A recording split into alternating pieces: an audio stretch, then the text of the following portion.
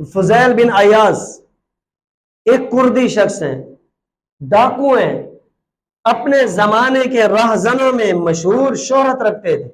راہزن کہتے ہیں رات کو رات کہتا ہوں راستے میں لوٹنے والے آدمی۔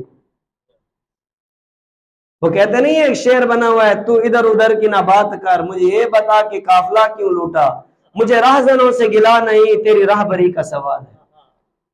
مجھے یہ نہ بتا کہ راہزنوں نے لوٹا، مجھے یہ بتا کہ تو راستہ کون سا لے کے گیا، رہبر تو تھا۔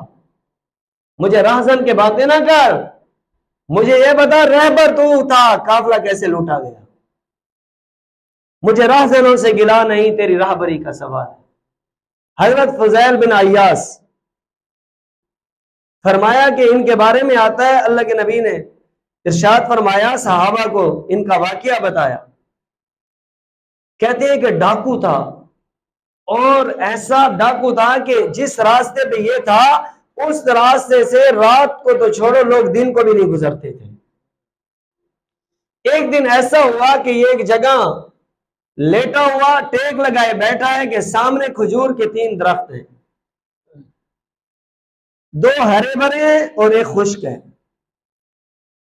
تو کہا کہ میں نے دیکھا کہ ایک چڑیا ہے، وہ ان ہرے بھرے درختوں سے کھجور لیتی ہے اور خشک کھجور کے ٹہنیوں میں چھپ جاتی ہے، پھر نکلتی ہے، پھر آتی ہے، کھجور لیتی ہے، پھر چھپ جاتی ہے۔ 10 مرتبہ میں نے اس کو آتے جاتے دیکھا، تو میرے دل میں خیال آیا کہ یہ چڑیا، آپ نے اکثر دیکھا ہوگا کہ خشک درختوں پر جن پہ پتے جھڑ جائیں تو پرندے بھی نہیں بیٹھتے اس میں، کیونکہ پرندے درختوں پر 2 وجہ سے بیٹھتے ہیں، یا کسی پتوں کے سائے میں سانس اور راحت لینے کے لیے بیٹھتے ہیں، یا کسی درخت پر پھل کھانے کے لیے بیٹھتے ہیں۔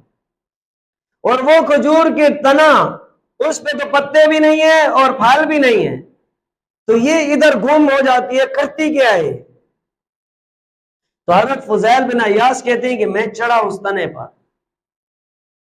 تو دیکھا کہ اس کے اندر ایک سوراخ ہے، اس سوراخ میں ایک اندھا سانپ پڑا ہوا ہے، اور یہ چڑیا کھجور اتارتی ہے اور جا کر اس اندھے سانپ کے منہ میں ڈالتی ہے۔ تو حضرت فضیل بن ایاس کہتے ہیں کہ میں ایسے ہٹا اور گر گیا، ہل گیا میرا دل، اور میں نے یہ جملہ بولا اللہ کے سامنے، اے اللہ، یہ وہ حشرات الارض میں سے وہ جانور ہے جس کے مارنے کا میرے نبی نے حکم دیا۔ زہریلا جانور ہے، سانپ حشرات الارض میں سے کیڑے مکوڑوں میں زہریلی چیز ہے، فرمایا جس کے مارنے کا میرے نبی نے حکم دیا، تو اس کی حفاظت اور اس کا رزق اتنا ذمہ داری کے ساتھ پورا کر رہا ہے، میں تو تیرے نبی کا امتی ہوں، تو نے مجھے کس کام پہ لگا دیا؟ میں تو تیری توحید کا ماننے والا ہوں، تو نے مجھے لوگوں کے لوٹنے پہ لگا دیا، اور ایک زہریلے جانور کو تو اپنی ذمہ داری پہ رزق دے رہا ہے۔ کہا کہ یہ جب میں نے منظر دیکھا تو میرا دل ہل گیا، میں نے فوراً اپنی تلوار توڑ دی کہ جو اللہ اس خشک تنے کے اندر اس سوراخ میں کسی کو نہیں پتا کہ اس میں کیا پڑا ہوا ہے، وہ ایک چڑیا کے ذریعے اس کا رزق پہنچا رہا ہے، تو وہ میرا اللہ مجھے انسان کو کیسے بھول سکتا ہے؟ میں تو پھر بھی نبی کا امتی ہوں۔ کہا میں نے اپنی تلوار توڑی، میں اپنے دوستوں کے پاس گیا، اور جا کر دوستوں نے مجھے کہا کہ جائیں وہ وہاں قافلہ آنے والا ہے، اس کو لوٹنا ہے، تو میں نے کہا نہیں، میری توبہ ہو گئی، میں غلط راستے پہ تھا، آج میں نے اپنا تعلق اللہ سے جوڑ دیا۔ تو انہوں نے کہا جب تو نے کیا تو ہم بھی اپنی تلواریں توڑتے ہیں۔ سب دوستوں نے تلواریں توڑی، احرام باندھا، کہا چلتے ہیں مکہ کی طرف، اللہ کے گھر کی جا کے زیارت۔ فرمایا کہ ہم راستے میں چلے، چلتے چلتے ایک راستے میں بڑھیا کا گھر آتا تھا۔ بڑھیا نے جب ہمارے قافلے کو آتے دیکھا تو نکل آئی گھر سے باہر اپنے خیمے جھوپڑی سے، اور آ کر آواز لگانے لگی کہ تم میں کردی شخص کون ہے، کرد قبیلے کا؟ فضیل بن ایاس کہتے ہیں کرد قبیلے کا صرف ایک میں ہی تھا اس میں، کردی شخص تم میں کون ہے؟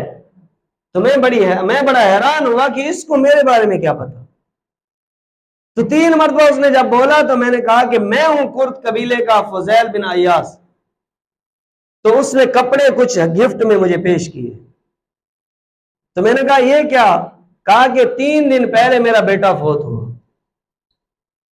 اور 3 دن سے لگاتار اللہ کے محبوب پیغمبر میرے خواب میں آ رہے ہیں اور مجھے کہا کہ اس راستے سے ایک میرا غلام گزرے گا کرد قبیلے کا، یہ اپنے بیٹے کے کپڑے اس کردی کو میری طرف سے گفٹ دے دینا. دیکھو میرے بھائی، انسان جب یقین کا ایک لمحہ یہ اختیار کرتا ہے تو اللہ کے کیسے فیصلے نازل ہوتے ہیں. اللہ کتنی عزتوں سے نواز رہے ہیں، اللہ کیسے رنگ بدل رہے ہیں.